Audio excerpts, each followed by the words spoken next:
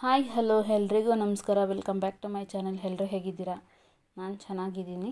ಹಾಗೆ ಇದು ಊರಿಗೆ ಹೋಗಿದ್ದೆ. ಊರಲ್ಲಿ ಫಂಕ್ಷನ್ ಇತ್ತು, ಹಾಗಾಗಿ ಅಲ್ಲಿನ ವಿಡಿಯೋ ತೆಗೆದಿದ್ದು. ಹಾಗೆ ಯಾರೆಲ್ಲ ನಮ್ಮ ಚಾನಲ್ನ ಹೊಸ್ದಾಗಿ ನೋಡ್ತಾ ಇದ್ದೀರಾ, ಪ್ಲೀಸ್ ಸಬ್ಸ್ಕ್ರೈಬ್ ಮಾಡ್ಕೊಂಡು ನೋಡಿ. ವಿಡಿಯೋ ಇಷ್ಟ ಆಯಿತು ಅಂದ್ರೆ ಲೈಕ್ ಮಾಡಿ, ಕಮೆಂಟ್ ಮಾಡಿ, ಶೇರ್ ಮಾಡಿ. ಇದು ಮಾರ್ನಿಂಗು ನೋಡ್ತಾ ಇರ್ಬೋದು ಫಾಗ್ ಹೆಂಗಿದೆ ಅಂತ ಹೇಳ್ಬಿಟ್ಟು. ಸಿಕ್ಕಾಬಟ್ಟೆ ಬೆಳಗ್ಗೆನೇ ಫಾಗ್ ಬೀಳ್ತಾಯಿತ್ತು. 9 ಗಂಟೆ ಆದರೂ ಇವತ್ತು ನಮ್ಮ ಮನೆ ಹತ್ತಿರ ಇದೇ ಥರ ಫಾಗ್ ಇತ್ತು. ಹಾಗೆ ನಾವೆಂದಕ್ಕಪ್ಪ ಹೋಗಿದ್ವಿ ಅಂತಂದರೆ ಫಂಕ್ಷನ್ ಇತ್ತು. ಇದಾಗಿದ್ದು ಫೆಬ್ರವರಿ 15-16ಕ್ಕೆ ನನ್ನ ತಮ್ಮ ಮಾಡಿದ್ದು ಫಂಕ್ಷನ್ನು, ಅಂದರೆ ನಮ್ಮ ಅಮ್ಮನ ಮನೆ ಫಂಕ್ಷನ್ನು. ನನ್ನ ತಮ್ಮಂದು ಮದುವೆ ಆಯಿತು ನವಂಬರಲ್ಲಿ, ನಿಮಗೆಲ್ಲ ಗೊತ್ತೇ ಇದೆ. ಸಿಂಪಲ್ಲಾಗಿ ದೇವಸ್ಥಾನದಲ್ಲಿ ಮಾಡ್ಕೊಂಡಿದ್ದು. ಹಾಗಾಗಿ ಇವಾಗ ದೇವ್ರನ್ನೆಲ್ಲ ಕರೆಸ್ಬಿಟ್ಟು ಬೀಗ್ರೂಟ ಮತ್ತು ರಿಸೆಪ್ಷನ್ನ ಮಾಡ್ತಾಯಿದ್ದೀವಿ. ಎಂತಕ್ಕಪ್ಪ ಅಂತಂದರೆ ನನ್ನ ತಮ್ಮಂಗೆ ಸುಮಾರು ಒಂದು 12 ವರ್ಷದಿಂದ ಆಕ್ಸಿಡೆಂಟ್ ಆಗಿತ್ತು. 13 ವರ್ಷನೇ ಅಂತ ಹೇಳ್ಬೋದು.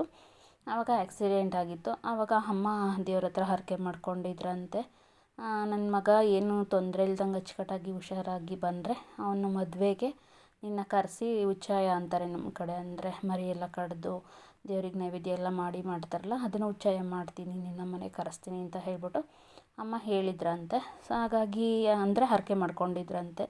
ಸೊ ಹರಕೆ 12 ವರ್ಷ ಅಂತ ಸುಮ್ಮನೆ ಹೇಳಲ್ಲ ಹಿಂದಿನ ಕಾಲದವರು. ನನ್ನ ತಮ್ಮಂಗೆ ಆಕ್ಸಿಡೆಂಟ್ ಆಗಿ 12 ವರ್ಷಕ್ಕೆ ಈ ಹರಕೆ ಇವತ್ತು ತೀರ್ತಾಯಿದೆ. ನನ್ನ ತಮ್ಮನ ಮದುವೆ ಆಯ್ತಲ್ಲ, ಹಾಗಾಗಿ ದೇವ್ರನ್ನ ಎಲ್ಲ ಕರೆಸಿ ಬೀಗ್ರೂಟ ಮತ್ತು ರಿಸೆಪ್ಷನ್ನು ಎಲ್ಲ ಒಟ್ಟಿಗೆ ಮಾಡ್ತಾಯಿದ್ದಾರೆ. ಹಾಗೆ ಇದು ಆಂಜನೇಯನ ದೇವಸ್ಥಾನದ ಹತ್ರ ಫಸ್ಟ್ ಕಳಸ ಎಲ್ಲ ಹುಡ್ಕೊಂಡು, ಆಂಜನೇಯ ನಮ್ಮೂರಲ್ಲಿರೋದು, ಆಂಜನೇಯನ ಹೊತ್ಕೊಂಡು ಕರ್ಕೊಂಡು ಇಲ್ಲಿಗೆ ಬಂದಿದ್ವಿ. ಇಲ್ಲಿ ಹಾರೆಕಲ್ಲು ಅಂತ ಹೇಳ್ತಾರೆ. ಆ ಕಲ್ಲು ಹತ್ರ ಬಂದು ಪೂಜೆ ಮಾಡಿ ಹಾಗೆ ಆರತಿ ಎಲ್ಲ ಮಾಡಿದರು ನಮ್ಮೂರವರು. ಏನಕ್ಕೆ ಅಂತಂದರೆ ನಮ್ಮೂರಿಂದ ಹೆಣ್ಣು ದೇವರು ಕಾಳಘಟ್ಟಮ್ಮ ಅಂತ ಹೇಳ್ಬಿಟ್ಟು, ಅಂದರೆ ನಮ್ಮ ಅಮ್ಮನ ಮನೆ ದೇವರು. ಸೊ ಅದಕ್ಕೆ ಆರತಿ ಎಲ್ಲ ಹೊತ್ಕೊಂಡು ಹೋಗ್ತಾರೆ ಊರಹಬ್ಬ ಮಾಡಿದಾಗ. ಹಾಗಾಗಿ ದೇವ್ರನ್ನ ಕರೆಸಿದ್ವಲ್ಲ ಊರಿಗೆ, ಹಾಗಾಗಿ ಎಲ್ಲರೂ ಆರತಿ ಮಾಡಿದರು. ಫಸ್ಟು ದೇವ್ರನ್ನೆಲ್ಲ ಕರ್ಕೊಂಬಂದು ಊರಿಂದ ಹೊರ್ಗಡೆ ಕೂರಿಸ್ತಾರೆ, ಅಂದರೆ ಊರೊಳಗಡೆ ಬರೋದಕ್ಕೆ ಮುಂಚೆ. ಇಲ್ಲಿ ನೋಡ್ತಾ ಇರ್ಬೋದು ಆಂಜನೇಯನು ಬಂದು ಕೂತ್ಕೊತು. ಹಾಗೆ ಕಾಳಘಟ್ಟಮ್ಮ ಮತ್ತು ರಂಗನಾಥ ಸ್ವಾಮಿ ಮತ್ತು ದೊಡ್ಡಮ್ಮ ಹಾಗೆ ಆಂಜನೇಯ. ಇದು ಯಾವ್ಯಾವುದು ಊರದಪ್ಪ ಅಂತಂದರೆ ಸ್ವರ್ನಹಳ್ಳಿದು ಕಾಳಘಟ್ಟಮ್ಮ, ಅಂದರೆ ಅದು ನಮ್ಮೂರಂತೆ ತವ್ರ ಮನೆ ಕಾಳಘಟ್ಟಮ್ಮಂಗೆ. ದೇವಸ್ಥಾನ ಇರೋದು ಹಿಂದೆಗಡೆ, ಅಂದರೆ ನಮ್ಮೂರ ಹಿಂದೆ. ಹಾಗಾಗಿ ಮೂಡ್ಲಿಂದ ಅಂದರೆ ಪೂರ್ವದಿಂದ ದೇವ್ರನ್ನ ಹೊತ್ಕೊಂಡು ಹೋಗಬಾರ್ದು, ಅಂದರೆ ಸೂರ್ಯನ ದಿಕ್ಕಿಗೆ ಮುಖ ಮಾಡಿ ತಗೊಂಡೋಗ್ಬಾರ್ದು ಅಂತ ಹೇಳ್ಬಿಟ್ಟು ಹಿಂದಿನ ಕಾಲದಲ್ಲಿ ನಮ್ಮೂರವರು ಕಾಳಘಟ್ಟಮ್ಮನ್ನ ಸ್ವರ್ನಹಳ್ಳಿಗೆ ಕೊಟ್ಟಿದ್ರಂತೆ ಅಂತ ಹೇಳ್ತಾರೆ. ತವರೂರು ದೊಡ್ಡೇರಿ ಅಂತ ಹೇಳ್ಬಿಟ್ಟು, ಅದು ತಮಟೆ ಹೊಡಿಯೋರು ಒಂಥರ ಪದ ಹೇಳ್ತಾರಲ್ಲ, ಅವಾಗ ಅವ್ರು ಹೇಳ್ತಾರೆ ತವರು ದೊಡ್ಡೇರಿ ಅಂತ ಹೇಳ್ಬಿಟ್ಟು. ಸೊ ಹಾಗಾಗಿ ಅವರು ಆ ಕಡೆಯಿಂದ ಎತ್ಕೊಂಬಂದು ಪೂಜೆ ಮಾಡ್ತಾರೆ. ಹಾಗೆ ನಮ್ಮೂರು ಆರತಿ ಹೋಗೋವರೆಗೂ ದೇವರೂರಲ್ಲಿ ನಾವು ಜಾತ್ರೆಗೆ ಹೋದಾಗ ನಮ್ಮೂರಿಗೇ ಒಂಥರ, ಅಂದರೆ ಪ್ರಾಶಸ್ತ್ಯ ಅಂತಾರಲ್ಲ, ಸೊ ಅದನ್ನು ಕೊಡೋದು ನಮ್ಮೂರಿಗೆ ಅಂತಲೇ ಹೇಳ್ಬೋದು. ಹಾಗೆ ರಂಗನಾಥ ಸ್ವಾಮಿದು ತುರುವೇಕೆರೆ ಹತ್ತಿರ ಆನೆಮೇಳ ಅಂತ ಇದೆ, ಆನೆಮೇಳೆ ಅಂತ ಆ ಊರಿಂದ ಬಂದಿರೋ ದೇವರು. ಅಂದರೆ ಇದು ಕೂಡ ನಮ್ಮ ಅಪ್ಪನ ಮನೆ ದೇವರು. ಅದೇ ದೇವ್ರ ಹೆಸರು ನನಗೆ ಇಟ್ಟಿರೋದು, ರಂಗಮ್ಮ ಅಂತ ಹೇಳ್ಬಿಟ್ಟು ಹುಟ್ಟ ಹೆಸರು. ಹಾಗೆ ಆಂಜನೇಯ ನಮ್ಮೂರದೇ. ಅವ್ರ ಊರಲ್ಲಿ ಒಂದು ದೇವ್ರನ್ನ ಕಳಿಸಲ್ವಂತೆ, ಅಂದರೆ ಅಣ್ಣ ತಂಗಿ ಅಂತಲ್ಲ. ಸೊ ದೊಡ್ಡಮ್ಮ ದೇವಿ ಅಂತ ಹೇಳ್ಬಿಟ್ಟು ಅದನ್ನು ಕೂಡ ಕಳಿಸಿದ್ರು, ಒಂದು ದೇವ್ರು ಕಳಿಸಲ್ಲ ಅಂತ. ಬಟ್ ದೊಡ್ಡಮ್ಮ ದೇವರೇನು ನಮ್ಮ ಮನೆ ದೇವರಲ್ಲ, ಬಟ್ ಅವ್ರ ಊರು ದೇವರು. ಅವರು ಒಂದು ದೇವ್ರನ್ನ ಕಳಿಸಲ್ಲ ಅಂತ ಹೇಳ್ಬಿಟ್ಟು 2 ದೇವ್ರನ್ನ ಕಳಿಸಿದ್ರು. ಸೊ ಹಾಗಾಗಿ ದೇವ್ರನ್ನೆಲ್ಲ ಕರ್ಕೊಂಬಂದು ಊರು ಹೊರಗಡೆ ಇಟ್ಟು ಒಂದು ಸಲ ಪೂಜೆ ಮಾಡಿ, ಇವಾಗ ಎಲ್ಲನೂ ಎತ್ಕೊಂಡು ದೇವ್ರುಗಳನ್ನ ನಮ್ಮ ಮನೆ ಹತ್ತಿರ ಬರ್ತಾಯಿದ್ದೀವಿ. ದೇವ್ರು ಹೊತ್ಕೊಂಡು ಬರ್ತಾಯಿದ್ರು. ದೇವ್ರು ಹೊರೋದಕ್ಕೆ ಅಂತ ಹೇಳ್ಬಿಟ್ಟು ಎಲ್ಲ, ಅಂದರೆ ನಾ ಮುಂದು ತಾ ಮುಂದು ಅಂತ ಹೊರ್ತಾರೆ, ಯಾಕಂದರೆ ಎಲ್ಲರಿಗೂ ಖುಷಿ. ಇಲ್ಲಿ ಆರೆಂಜ್ ಕಲರ್ ಶರ್ಟ್ ಇದೆಯಲ್ಲ, ಅವರೇ ನಮ್ಮಪ್ಪ, ಅವರೂ ಕೂಡ ಹೊತ್ಕೊಂಡಿದ್ದಾರೆ. ನಮ್ಮ ಅಣ್ಣಂದರು ಹೊತ್ತರು, ಹಾಗೆ ನಮ್ಮ ತಮ್ಮನ ಫ್ರೆಂಡ್ಸು ನಮ್ಮೂರವರು ಎಲ್ಲ ಹೊತ್ತರು. ಹಾಗೆ ರಂಗನಾಥ ಸ್ವಾಮಿ ಫಸ್ಟು ಟೈಮು ನಮ್ಮೂರಿಗೆ ಬಂದಿದ್ದಂತೆ, ಅಂದರೆ ನಮ್ಮ ತಾತರ ಕಾಲದಲ್ಲೂ ಬಂದಿರಲಿಲ್ವಂತೆ, ನಮ್ಮ ತಾತರ ಕಾಲದಲ್ಲಂತೆ. ಅವ್ರ ಕಾಲದಲ್ಲಿ ಕರ್ಕೊಂಡು ಬಂದಿದ್ದಂತೆ ದೇವರು. ನಾವು ಕಂಡಂಗೆ, ಅಂದರೆ ನಮ್ಮ ಅಪ್ಪ ಅವ್ರ ಕಂಡಂಗೆ, ನಮ್ಮ ತಾತ ಅವ್ರ ಕಂಡಂಗೆ ಯಾರೂ ಕರ್ಕೊಂಬಂದಿಲ್ಲ. ಅವರು ಪೂಜಾರಿ ಇಲ್ಲಿ ಮಂಗಳಾರತಿ ತಟ್ಟೆ ಇಟ್ಕೊಂಡಿದ್ದಾರಲ್ಲ, ಅವರೇ ಹೇಳಿದ್ರು, ನಮ್ಮ ತಾತರ ಕಾಲದಲ್ಲಂತೆ ಕಣವ ಯಾವಾಗಲೂ ಕರ್ಕೊಂಬಂದಿದ್ದು, ನಾವು ಕಂಡಂಗೆ ಯಾವತ್ತೂ ನಿಮ್ಮೂರಿಗೆ ಈ ದೇವ್ರನ್ನ ಕರ್ಕೊಂಬಂದಿಲ್ಲ ಅಂತ ಹೇಳಿದ್ರು.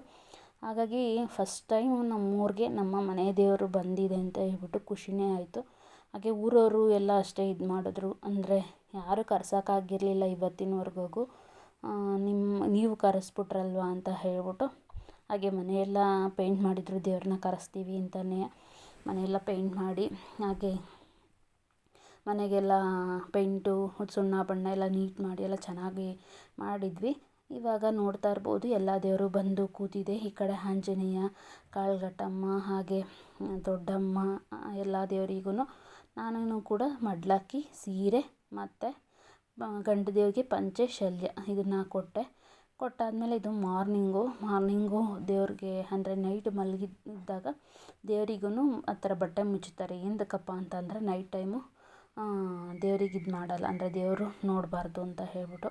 ಹಾಗೆ ಮರಿಯೆಲ್ಲ ಕಡ್ದು ಪೂಜೆ ಎಲ್ಲ ಮಾಡಿದ್ಮೇಲೆ ಈ ರೀತಿ ಮನೆಯಿಂದ ಹೊರಗಡೆ ದೇವರಿಗೆ ನೈವೇದ್ಯಕ್ಕೆ ಊಟ ಹಾಕ್ತಾರೆ. ಅಂದರೆ ಮರಿದು ಅಂದರೆ ದೇವ್ರಿಗೆ ಹಾಕಲ್ಲ, ಸೋಮನ್ಗಳ್ಗೆ ಹಾಕ್ತಾರೆ. ಸೋಮ ಅಂತಂದರೆ ಅದಕ್ಕೆ ಹಾಕೊಂಡು ಕುಡಿತಾರಲ್ಲ ಮಕ್ಕೋಡನ, ಅದಕ್ಕೆ ಇಟ್ಟು ಪೂಜೆ ಮಾಡ್ತಾರೆ. ಇಲ್ಲಿ ನೋಡ್ತಾ ಇರ್ಬೋದು ಈ ರೀತಿ ಇಟ್ಟು ಪೂಜೆ ಮಾಡ್ತಾ ಇದ್ದಾರೆ. ಮಾಡಿದ ಅಡುಗೆ ಎಲ್ಲನೂ ಇಟ್ಟು ಹಾಗೆ ಮುಚ್ಚಿದ್ದಾರೆ. ಅಂದರೆ ದೇವ್ರಿಗೆ ಅಂತ ಮಟನ್ ಅಂದರೆ ಮರಿ ಕಡ್ದಿರ್ತೀವಲ್ಲ, ಅದು ಮಟನ್ ಸಪ್ರೇಟ್ ಎತ್ಕೊಂಡು ಮನೆ ಒಳಗಡೆ ಅಡುಗೆ ಮಾಡಿ ಸಪ್ರೇಟ್ ಮಾಡ್ತಾರೆ. ಹಾಗೆ ನೋಡ್ತಾ ಇರ್ಬೋದು ಜನ ಇಲ್ಲಿ ತುಂಬ ಜನ ಬಂದಿದ್ದಾರೆ. ಹಾಗೆ ಮಟನ್ ಊಟ ಮಾಡಿದ್ರಿಂದ ಜನ ಅಂತೂ ಕೇಳಲೇಬೇಡಿ ಆಗಿದ್ರು. ನಾನು ವೀಡಿಯೋ ಮಾಡ್ಕೊಳ್ಳೋದಕ್ಕೆ ಆಗಿಲ್ಲ, ಫೋನೇ ನೋಡಿಲ್ಲ. ನನ್ನ ತಮ್ಮಂತೂ ನಮ್ಮ ಅಕ್ಕ ಇಲ್ಲಿ ಫೋನ್ ಹಿಡ್ಕೊಂಡು ವೀಡಿಯೋ ಮಾಡ್ಕೊಂಡು ಕೂತ್ಕೋತಾಳ ಅಂತ ಬೈಯೋನು ಯಾವಾಗಲೂ. ಅಕ್ಕ ಫೋನ್ ಹಿಡ್ಕೊಂಡು ಕೂತ್ಕೊಂಡ್ರೆ ನೋಡಿ, ಫೋನ್ ಹಿಡ್ಕೊಂಡು ನಾನು ಫೋನೇ ಮುಟ್ಟಿರಲಿಲ್ಲ. ಈ ವಿಡಿಯೋಸ್ ಎಲ್ಲ ಮಾಡಿರೋದು ನನ್ನ ಮಕ್ಕಳು, ಹಾಗೂ ನನ್ನ ಮಕ್ಳ ಕೈಗೂ ಫೋನ್ ಸಿಕ್ಕಿರಲಿಲ್ಲ. ಯಾಕಂದರೆ ಎಲ್ಲರೂ ಏನಾದರೂ ಕಳೆದ್ಬಿಟ್ರೆ ಅಂತ ಹೇಳ್ಬಿಟ್ಟು. ಅವರು ಯಾವಾಗ ಅಂದರೆ ನೈಟ್ ಟೈಮ್ದು ವಿಡಿಯೋ ಎಲ್ಲ ನಾನು ಮಾಡಿದ್ದೆ, ಡೇ ಟೈಮಲ್ಲಿ ಮಕ್ಕಳು ಮಾಡ್ಕೊಂಡಿದ್ದಾರೆ ಸ್ವಲ್ಪ. ಸೊ ಹಾಗಾಗಿ ಇದು ಅದೇನೆ.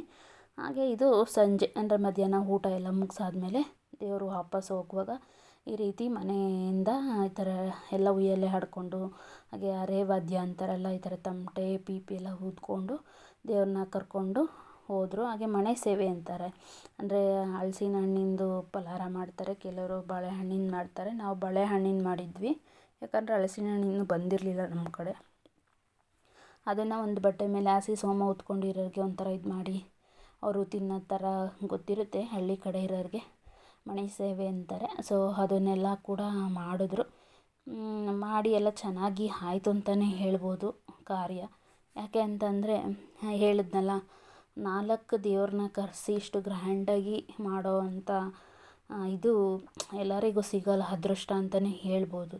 ಯಾಕಂದರೆ ಒಂದು ದೇವ್ರನ್ನ ಕರೆಸಿದ್ರೇ ಮೇಂಟೈನ್ ಮಾಡೋದಕ್ಕಾಗಲ್ಲ. ಅದು ಹೆವಿ ಆಯಿತು, ನನಗೂ ಗೊತ್ತಾಯಿತು. ಯಾಕಂತಂದರೆ ನಾವು ನನ್ನ ಫ್ರೆಂಡ್ಸ್ ಬಂದಿದ್ದರು, ನಮ್ಮ ರಿಲೇಷನ್ಸ್ ಬಂದಿದ್ದರು, ಯಾರನ್ನೂ ಮಾತಾಡ್ಸೋಕ್ಕಾಗಲಿಲ್ಲ. ಹಾಗೆ ಈ ಕಡೆ ರಿಸೆಪ್ಷನಿಗೆ ನಿಲ್ಲಿಸೋರೆ, ಫೋಟೋ ತೆಗೆಸ್ಕೊಳ್ಳೋಕ್ಕೆ ಹೋಗೋಕ್ಕಾಗಲಿಲ್ಲ. ಈ ಕಡೆ ಬಂದವ್ರಿಗೆ ಅಮ್ಮ ಅರಶಿನ ಕುಂಕುಮ ಕೊಡು ಅಂತ ಅಂತು ಅಲ್ಲಿ ಅರಶಿನ ಕುಂಕುಮ ಕೊಡೋದಕ್ಕೆ ಇರೋದಕ್ಕಾಗಲಿಲ್ಲ. ಅಂದರೆ ನಮ್ಮ ನೆಂಟರುಗಳೆಲ್ಲ ನಮ್ಮ ಅಕ್ಕ ನಮ್ಮ ಅತ್ತಿಗೆದಿರು ಅವ್ರಿಗೂ ಒಂದೊಂದು ಕೆಲಸ ಇದು ಮಾಡಿಬಿಟ್ರು, ಅವರೆಲ್ಲ ಆಚೆ ಹೋಗ್ಬಿಟ್ರು. ಆ ಟೈಮಲ್ಲಿ ನಾವು ಅಡುಗೆಗೆ ಮಾಡಿ ಅಂದರೆ ನೈವೇದ್ಯ ಮಾಡಿ ಬೆಳಗ್ಗೆ ಹೋಗೋದು ಲೇಟ್ ಆಯಿತು. ಯಾಕಂತಂದರೆ ನನ್ನ ತಂಗಿ ಬಂದಿರಲಿಲ್ಲ, ಅವಳು ಬೆಳಗ್ಗೆ ಬಂದಳು ಊರಿಂದವ. ನಾನೇ ಎಲ್ಲ ಅಂದರೆ ನಾವು ಶುಕ್ರವಾರ ನೈಟೇ ಹೋಗಿದ್ದು, ಶನಿವಾರ ನೈಟು ದೇವ್ರನ್ನ ಕರೆಸಿದ್ದು. ಅವಳು ಭಾನುವಾರ ಬೆಳಗ್ಗೆ ಬಂದಳು ನನ್ನ ತಂಗಿ. ಸೊ ಲೇಟಾಗಿ ಬಂದಳಲ್ಲ ಅಂತ ಹೇಳ್ಬಿಟ್ಟು ನಾನು ನಮ್ಮ ಅತ್ತಿಗೆದಿರು ನಮ್ಮ ಅಕ್ಕ ಎಲ್ಲ ಸೇರಿಕೊಂಡೆ ಎಲ್ಲ ಕೆಲಸಗಳನ್ನ ಮಾಡಿದ್ವಿ. ಹಾಗೆ ನೈವೇದ್ಯಕ್ಕೆ ಅಡುಗೆ ಪಾಪ ನಮ್ಮ ದೊಡ್ಡತ್ತಿಗೆ ರಾಜಿ ಅಂತ ಹೇಳ್ಬಿಟ್ಟು ಅವರು ಎಲ್ಲ ಕೆಲಸ ಅವ್ರು ಮಾಡಿದ್ರು. ಅಡುಗೆದಾಗಲಿ ಹಾಗೆ ಎಲೆ ಕೊಡೋದಾಗಲಿ, ಅವರು ಇಂಥ ಕೆಲಸ ನಂಗೆ ಆಗೋಲ್ಲ ಅನ್ನೋದು ಇಲ್ಲ. ಕಳ್ಳು ಬೀಳೋದು ಅಂತಾರಲ್ಲ, ಆ ರೀತಿ ಬೀಳೋದು ಇಲ್ಲೆಲ್ಲ ಕೆಲಸನೂ ಮಾಡ್ಕೊಂಡು ಎಲ್ಲರನ್ನೂ ಹೊಂದಿಸ್ಕೊಂಡು ಮಾತಾಡಿಕೊಂಡು ನಗ್ನಗ್ತಾ ಖುಷಿಯಾಗಿ ಹೋಗ್ತಾರೆ. ಅವರಂಥ ಸೊಸೆದೀರು ಸಿಗೋಕ್ಕೆ ಪುಣ್ಯ ಮಾಡಿರಬೇಕು ಅಂತಲೇ ಹೇಳ್ಬೋದು. ಹಂಗಾಗಿ ನಾನು ಸ್ವಲ್ಪ ಕಳ್ಳು ಬೀಳ್ತೀನಿ ಅಂತಲೇ ಹೇಳ್ಬೋದು ಕೆಲಸ ಮಾಡೋಕ್ಕೆ. ಬಟ್ ಈ ಸಲ ಬೀಳಲಿಲ್ಲ, ಅಂದರೆ ಆದಷ್ಟು ನಾನು ಕೂಡ ಮಾಡಿದೆ.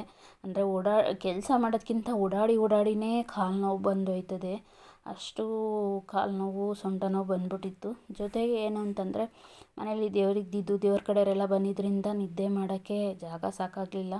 ಕೊನೆಗೆ ನಾನು ದನಿನ ಕೊಟ್ಟಿಗೆಯಲ್ಲಿ ಮಲಗಿದ್ದೆ, ಒಂದು ಚಾಪೆ ಹಾಕ್ಕೊಂಡು. ಹಾಗೆ ನಮ್ಮೂರ ಕಡೆ ಸಿಕ್ಕಾಪಟ್ಟೆ ಚಳಿ, ಇನ್ನೂ ಚಳಿ ಕಡಿಮೆ ಆಗಿಲ್ಲ. ಯಾಕಂದರೆ ಊರಿಂದ ಹೊರಗಡೆ ಬೇರೆ ಇರೋದು ನಮ್ಮ ಮನೆ. ಹಂಗಾಗಿ ಫಾಗ್ ಅಂತೂ ನೋಡಿದ್ರಲ್ವ, ಫಾಗ್ ಹೆಂಗೆ ಬೀಳ್ತಾಯಿತ್ತು ಅಂತೇಳ್ಬಿಟ್ಟು. ಸೊ ಅಂಥ ಚಳಿ ಒಳಗಡೆ ನಿದ್ದೆ ಮಾಡಿರಲಿಲ್ಲ 2 ನೈಟು. ಆದ್ರೂ ಈ ಥರ ಕಾರ್ಯ ಎಲ್ಲ ಆಯ್ತಲ್ಲ, ಖುಷಿ ಆಯಿತು. ನಿದ್ದೆ ಇಲ್ಲ ಅಂದ್ರೂ ಪರವಾಗಿಲ್ಲ. ಹಂಗೂ ನಮ್ಮ ಅತ್ತಿಗೆದಿರು ನಮ್ಮ ಮಕ್ಕಳು ಎಲ್ಲರೂ ನಮ್ಮೂರಲ್ಲಿರತಕ್ಕಂಥ ಬೇರೆಯವ್ರ ಮನೆಗೆಲ್ಲ ಹೋದ್ರು. ಅಲ್ಲಿ ನೈಟು ಮಲಗಿದ್ದು ಬೆಳಗ್ಗೆ ಎದ್ದು ಬಂದರು. ಆದರೆ ನಾನು ಹೋಗಲಿಲ್ಲ. ನಾನು ಹೋದರೆ ಇಲ್ಲಿ ಅಮ್ಮ ಬೈತಾರೆ ಅಂತ ಹೇಳ್ಬಿಟ್ಟು ನೈಟೆಲ್ಲ ನಿದ್ದೆ ಮಾಡಲಿಲ್ಲ. ಅಪ್ಪನೂ ಅಮ್ಮನೂ ಅದು ಇದು ಕೆಲಸ ಮಾಡಿಕೊಂಡೇ ಇದ್ದರು. ನನಗೆ ಕೇಳಿಸ್ತಾ ಇತ್ತು, ಬಟ್ ನಂಗೆ ಚಳಿಲಿ ಎದ್ದೋಗೋಕ್ಕಾಗ್ತಿರ್ಲಿಲ್ಲ. ಸ್ವಲ್ಪ ಹೊತ್ತು ಅಂದರೆ ಅಪ್ಪ ಮಲ್ಕೊಂಡಿದ್ರು, ಅಪ್ಪನ ಪಕ್ಕ ಹೋಗಿ ನಾನು ಮಲಗಿದ್ದೆ. ಆಮೇಲೆ ಅಪ್ಪ ಎದ್ದೋದ್ರು, ಆಮೇಲೆ ಅಮ್ಮ ಬಂದು ಮಲ್ಕೊಂಡ್ರು. ಅಮ್ಮನ ಪಕ್ಕ ಸ್ವಲ್ಪ ಹೊತ್ತು ಮಲಗಿದ್ದೆ. ದನಿನ ಕೊಟ್ಟು ಕೇಳಿ ಅಪ್ಪ ಅಮ್ಮನ ಪಕ್ಕ ಈ ಏಜಲ್ಲಿ, ಅಂದರೆ ಅವ್ರಿಗೆ ಈ ಏಜ್ ಆಗಿ ಮತ್ತು ನಾನು ಮದುವೆ ಆಗಿ ಇಷ್ಟು ವರ್ಷ ಆದಮೇಲೆ ಮಲಗಿದ್ದು ಇದೊಂದು ನೆನಪು ಅಂತಲೇ ಹೇಳ್ಬೋದು. ಯಾಕಂದರೆ ಇದನ್ನು ನಾನು ಲೈಫ್ ಲಾಂಗ್ ಮರೆಯೋಕ್ಕಾಗಲ್ಲ. ಅಪ್ಪ ಅಮ್ಮನ ಪಕ್ಕ ಮಲ್ಕೊಳ್ಳೋದಕ್ಕೂ ಅದೃಷ್ಟ ಮಾಡಿರಬೇಕು. ನಾವು ಚಿಕ್ಕ ಹುಡುಗರಲ್ಲೂ ಕೂಡ ಅಪ್ಪ ಅಮ್ಮನ ಪಕ್ಕ ಮಲ್ಕೋತಿರ್ಲಿಲ್ಲ. ಅಂದರೆ ನಾವು ಅಂದರೆ ಗೋಡೆ ಪಕ್ಕ ಮಲ್ಕೋತಾ ಇದ್ವಿ. ಅಂದರೆ ನಮಗೆ ಸ್ವಲ್ಪ ಬುದ್ಧಿ ಬಂದಮೇಲೆ. ಯಾಕಂದರೆ ನನ್ನ ತಂಗಿ ತಮ್ಮ ಎಲ್ಲ ಹುಟ್ಟಿದ್ರಲ್ವ, ಸೊ ನನ್ನ ತಮ್ಮ ಮಲ್ಕೊಳ್ಳೋಣ, ನನ್ನ ತಮ್ಮ ಹುಟ್ಟಿದ್ಮೇಲೆ ಅಪ್ಪ ಅಮ್ಮನ ಪಕ್ಕ ನಾನು ತುಂಬ ವರ್ಷ ಆಯ್ತಾನೆ ಅಂತಲೇ ಹೇಳ್ಬೋದು ಅಪ್ಪ ಅಮ್ಮನ ಪಕ್ಕ ಮಲ್ಕೊಳ್ಳೋದಕ್ಕೆ. ಸೊ ಇವತ್ತು ಒಂದೇ ದಿನ ಅಪ್ಪ ಅಮ್ಮ ಇಬ್ಬರು ಪಕ್ಕನೂ ಮಲಗಿದ್ದೀನಿ. ಇದೊಂದು ನನಗೆ ಮರೆಯಲಾಗದ ನೆನಪು ಅಂತ ಹೇಳ್ಬೋದು. ಹಾಗೆ ಇಲ್ಲಿ ಮಣೆ ಸೇವೆ ಎಲ್ಲ ಮಾಡಿ ದೇವ್ರನ್ನ ಎತ್ಕೊಂಡು ಹೋದರು. ಆಮೇಲೆ ಊರೊಳಗಡೆ ಎಲ್ಲ ದೇವ್ರ ಮೆರೀತಂತೆ. ಹಾಗೆ ಕೆಲವರೆಲ್ಲ ನಾವು ಇದೇ ರೀತಿ ಮಾಡ್ತೀವಿ ಅಂತ ಹೇಳ್ಬಿಟ್ಟು ನಮ್ಮ ಮಕ್ಳಿಗೆ ಮದುವೆ ಆದರೆ ನಮಗೆ ಮಕ್ಳ ಫಲ ಕೊಟ್ಟರೆ ಅಂತ ಹೇಳಿ ಎಲ್ಲ ಹರಕೆ ಮಾಡ್ಕೊಂಡ್ರಂತೆ. ಬಟ್ ನಾವ್ಯಾರೂ ಮತ್ತೆ ಹೋಗಲಿಲ್ಲ. ಯಾಕಂದರೆ ಸಾಕಾಗಿ ಹೋಗ್ಬಿಟ್ಟಿತ್ತು ಸಂಜೆ. ಸೊ ಹಾಗಾಗಿ ನಾವು ಮನೇಲೇ ರೆಸ್ಟ್ನ ತಗೊಂಡ್ವಿ. ಇಲ್ಲಿ ನೋಡ್ತಾ ಇರ್ಬೋದು, ಇದು ದೊಡ್ಡಮ್ಮ ದೇವಿ ಅಂತ ಹೇಳ್ತಾರಲ್ಲ, ಅದ್ರ ಸೇಮ್ ನಮ್ಮೂರ ಸಾಮಾನು ಇದೇ ರೀತಿ ಐತೆ. ಬಟ್ ಅವರು ನಮ್ಮೂರ ಸಮುದಾಯ ಯಾರೂ ಮಣೆ ಸೇವೆ ಹಾಕಲಿಲ್ಲ. ಅವರೇನೆ ಮಣೆ ಸೇವೆ ಹಾಕಿ, ಅಂದರೆ ದೊಡ್ಡಮ್ಮ ದೇವಿಯವರೇ ಮಣೆ ಸೇವೆ ಮಾಡಬೇಕು ಅಂದರು. ಸೊ ಹಾಗಾಗಿ ಮಾಡಿದ್ವಿ. ಹಾಗೆ ಇನ್ನೊಂದು ಏನಪ್ಪ ಅಂತಂದರೆ, ಓತನ್ನು ಕಡಿಯುವಾಗ ಓತ ಕೊಡೋಲಿಲ್ಲ. ಅಂದರೆ ರಂಗನಾಥ ಸ್ವಾಮಿಗೆ ನಾವು ಪೂಜೆ ಮಾಡುವಾಗ ಓತ ಕೊಡೋಲಿಲ್ಲ. ಅಂದರೆ ನೀರು ಹಾಕಿದಾಗ ಕೊಡುತ್ತಲ್ಲ, ಅದು ಕೊಡೋಲಿಲ್ಲ. ಎಲ್ಲರೂ ಹಾಕ್ತವ್ರೆ, ಎಲ್ಲರೂ ಪೂಜೆ ಮಾಡ್ತಾರೆ, ಯಾರೂ ಕೊಡೋಲಿಲ್ಲ. ಆಮೇಲೆ ಆ ಟೈಮಲ್ಲಿ ನಮ್ಮಪ್ಪ ಇರಲಿಲ್ಲ. ಈಗ ನಮ್ಮಪ್ಪನೇ ಮನೆ ಯಜಮಾನ. ನಮ್ಮದು ದೊಡ್ಡ ಫ್ಯಾಮಿಲಿ, 5 ಜನ ಗಂಡ್ಮಕ್ಳು, 3 ಜನ ಹೆಣ್ಮಕ್ಳು. ನಮ್ಮ ಅಪ್ಪನ ಒಂದಾಗ ಹುಡ್ತರು, ಹಾಗೆ ನಮ್ಮ ಅಮ್ಮನ ಒಂದಾಗ ಹುಡ್ತರು 5 ಜನ ಹೆಣ್ಮಕ್ಳು, 3 ಜನ ಗಂಡ್ಮಕ್ಳು. ಸೊ ನಮ್ಮದು ದೊಡ್ಡ ಫ್ಯಾಮಿಲಿ. ಆ ಫ್ಯಾಮಿಲೀಲಿ ನಮ್ಮಪ್ಪ ಗಂಡು ಮಕ್ಕಳಲ್ಲಿ, ನಮ್ಮ ಅಪ್ಪನ ಫ್ಯಾಮಿಲೀಲಿ ಗಂಡು ಮಕ್ಕಳಲ್ಲಿ ನಮ್ಮಪ್ಪ ಒಬ್ಬರೇ ಉಳ್ಕೊಂಡಿರೋದು. ಸೊ ಅವರು ಮನೆ ಯಜಮಾನ ಪೂಜೆ ಮಾಡಿದ್ರೆ ಅವ್ರು ತೀರ್ಥ ಹಾಕ್ತಲೇ ಮಕ್ಕಳು ಮಾಡಿದ್ರೆ ದೇವರು ಒಪ್ಪಲ್ಲ. ಯಾಕೆಂದರೆ ಮನೆ ಯಜಮಾನ ಇನ್ನೂ ಬದುಕಿದ್ದು.